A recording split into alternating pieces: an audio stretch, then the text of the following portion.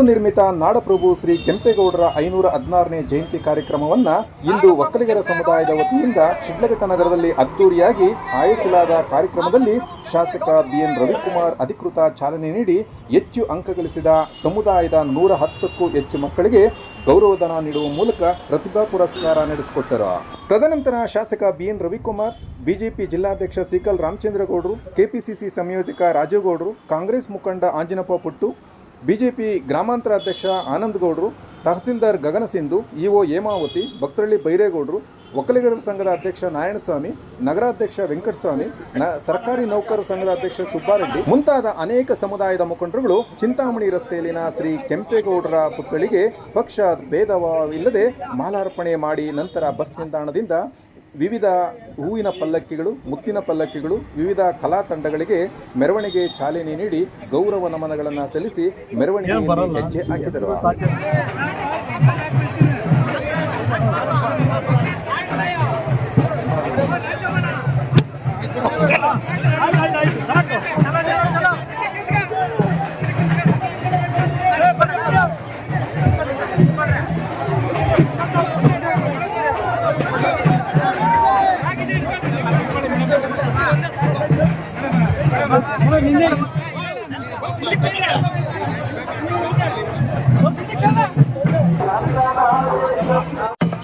ಅವರ ಅಭಿಮಾನಿಗಳು, ಅನುಯಾಯಿಗಳು ದಯಮಾಡಿ ಮೆರವಣಿಗೆಯಲ್ಲಿ ಜೊತೆಯಲ್ಲಿ ಹೋಗಿ ಕಾರ್ಯಕ್ರಮ ಯಶಸ್ವಿ ಮಾಡಿಕೊಡ್ಬೇಕಂತ ವಿನಂತಿಯನ್ನು ಮಾಡ್ತಿದೆ.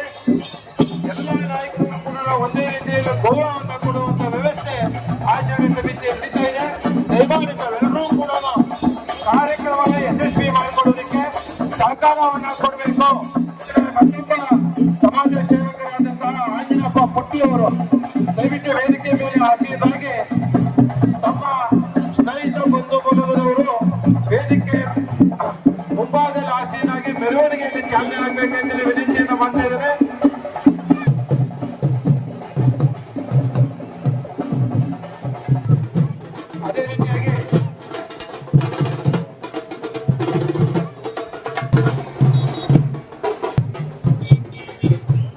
ಅದೇ ರೀತಿಯಾಗಿ ಮಾಜಿ ಸಿಪಿಎಸ್ ಅಧ್ಯಕ್ಷರಾದಂತಹ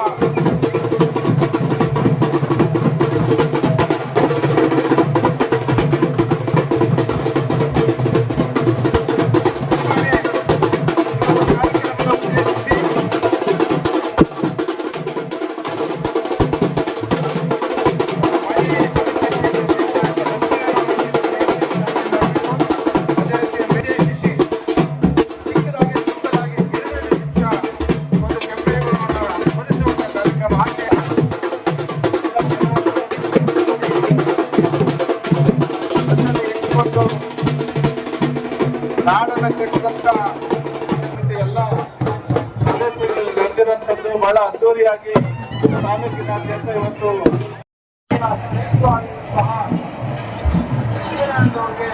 ಒಂದು ವೇದಿಕೆಯ ಪರವಾಗಿ ಗೌರವ ಸಮರ್ಪಣೆಯನ್ನ ಮಾಡ್ತಾ ಇದ್ದಾರೆ.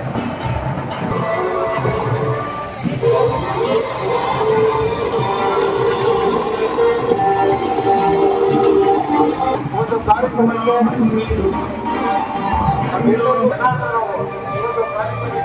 ಅವರು 516ನೇ ಜಯಂತಿಯ ಒಂದು ಆಡಳಿತ ಅವಧಿಯಲ್ಲಿ ಅವರು ಮಾಡಿರ್ತಕ್ಕಂಥ ಕೆಲಸಗಳನ್ನ ಇವತ್ತು ಸುಮಾರು 500 ವರ್ಷಗಳಾದ ಇವತ್ತನ್ನ ಗಮನದಲ್ಲಿ ಇಟ್ಕೊಂಡು ರಾಜ್ಯ ಸರ್ಕಾರ ಇರ್ಬೋದು, ಪ್ರತಿಯೊಬ್ಬರು ಇವತ್ತು ಈ ನಾಡಪ್ರಭು ಕೆಂಪೇಗೌಡರ ಜಯಂತಿಯನ್ನು ಆಚರಣೆ ಮಾಡ್ತಾರೆ.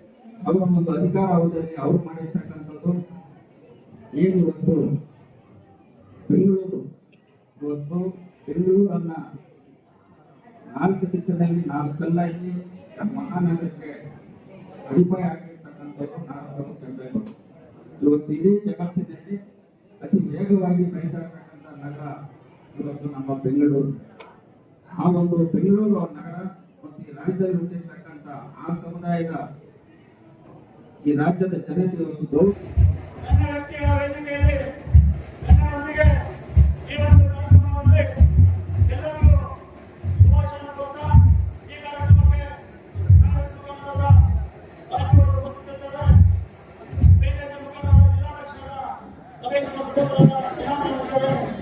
ಆ ಕಾರ್ಯಕ್ರಮ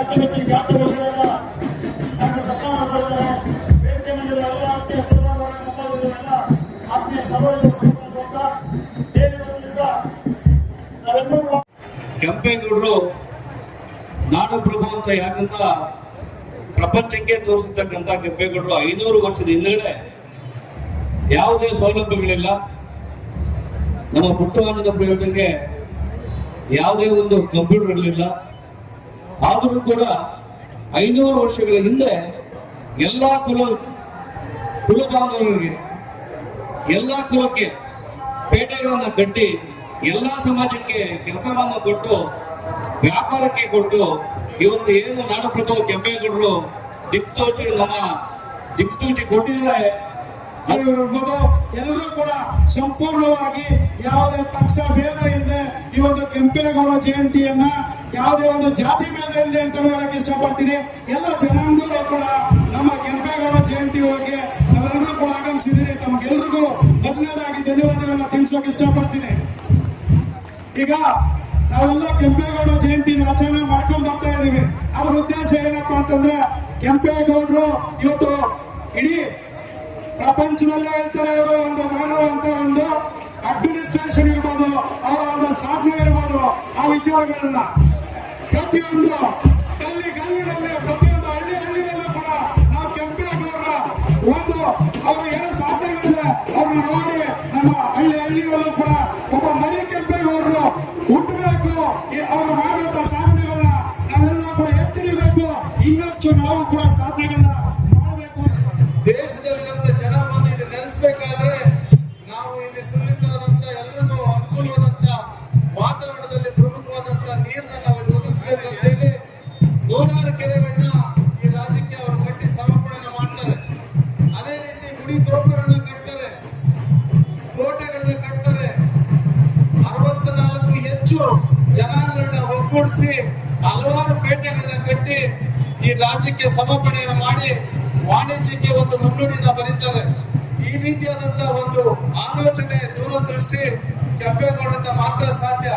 ಎಲ್ಲರನ್ನು ಒಗ್ಗೂಡಿಸಂತ ಗುಣ ರಕ್ತಗತವಾಗಿ ಕೆಂಪೇಗೌಡರ ಒಂದು ರಕ್ತದಲ್ಲಿ ಒಕ್ಕಲ ಕುಲಬಾಂಧವರಲ್ಲಿ ನಮ್ಮೆಲ್ಲರೂ ಸಹ ಇದೆ ಅಂತೇಳಿ ನಾನು ಭಾವಿಸ್ತಾ ಈ ಬಾರಿ ಅತಿಥಿಯಾಗಿ ನನ್ನನ್ನ ಇಂದು ಪ್ರೀತಿಯಿಂದ ಎಲ್ಲ ಸಂಘ ಸಂಸ್ಥೆಗಳು ತಾಲೂಕು ಆಡಳಿತ ಮಾನ್ಯ ಶಾಸಕರಾಗಿಯಾಗಿ ನನ್ನನ್ನ ಆಹ್ವಾನಿಸಿದ್ರು. ಹಾಗಾಗಿ ತಮ್ಮೆಲ್ಲರ ಮನೆಗೆ ಹೋಗ್ಬಿಟ್ಟು ಈ ಒಂದು ಸಮಾರಂಭದಲ್ಲಿ ಜಯಂತಿ ಭಾಗವಹಿಸಲಿಕ್ಕೆ ಬಂದಿದ್ದೀನಿ.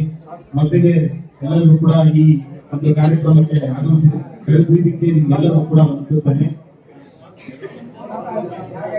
ಕೆಂಪೇಗೌಡರು ಅವರ ಇತಿಹಾಸ ಪುಟಗಳನ್ನ ನಾವೆಲ್ಲರೂ ಅರ್ಥಕೋಬೇಕು. ಅದರಲ್ಲೂ ಪ್ರಮುಖವಾಗಿ ಇಂದಿನ ಯುವ ಪೀಳಿಗೆ ಏನು ಶಾಲಾ ಕಾಲೇಜು ವಿದ್ಯಾರ್ಥಿನಿಯರು ಬಂದಿದ್ದೀರಿ, ನಿಮ್ಮೆಲ್ಲರಿಗೂ ಗೊತ್ತಿರಬೇಕು ಅವರು ಈ ಸಮಾಜಕ್ಕೆ ಈ ನಾಡಿಗೆ ಎಷ್ಟು ದೊಡ್ಡ ಕೊಡುಗೆ ಕೊಟ್ಟಿದ್ದಾರೆ. ಅದರಿಂದ ಇವತ್ತು ಕೂಡ ಅವರ ಒಂದು ಪ್ರಸ್ತುತತೆ ನಮ್ಮ ಸಮಾಜಕ್ಕೆ ಅಗತ್ಯ ಇದೆ ಅನ್ನೋದು.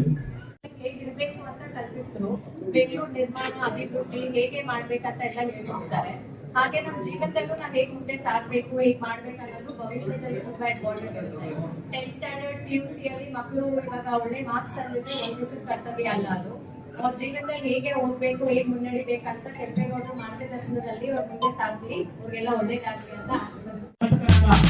ಮಾನ್ಯ ಶ್ರೀ PS ರವಿಕುಮಾರ್ ಸರ್ ಅವರಿಗೆ ಶಿಕ್ಷಣ ತಾಲೂಕಿನ ಸಮಸ್ತ ಒಕ್ಕಲಿಗರ ಕುಲಬಾಂಧವರ ಪರವಾಗಿ ಹೃದಯಪೂರ್ವಕವಾದ ಸ್ವಾಗತ ಸುಸ್ವಾಗತವನ್ನ ಬಯಸುತ್ತೇನೆ. ಅದೇ ರೀತಿಯಾಗಿ ಈ ಒಂದು ಕಾರ್ಯಕ್ರಮದಲ್ಲಿ ಸನ್ಮಾನ್ಯ ಕುಮಾರಿ ಗಣೇಶ ಸಿಂಗ್ ಅವರು, ಮಾನ್ಯ ತಾಲೂಕು ದಂಡಾಧಿಕಾರಿಗಳು ಹಾಗೂ ರಾಷ್ಟ್ರೀಯ ಮಕ್ಕಳ ಆಡಳಿತ ಸಮಿತಿಯ ಸಲುವಾಗಿ ಆತ್ಮೀಯವಾಗಿರುವಂತಹ ಸ್ವಾಗತವನ್ನ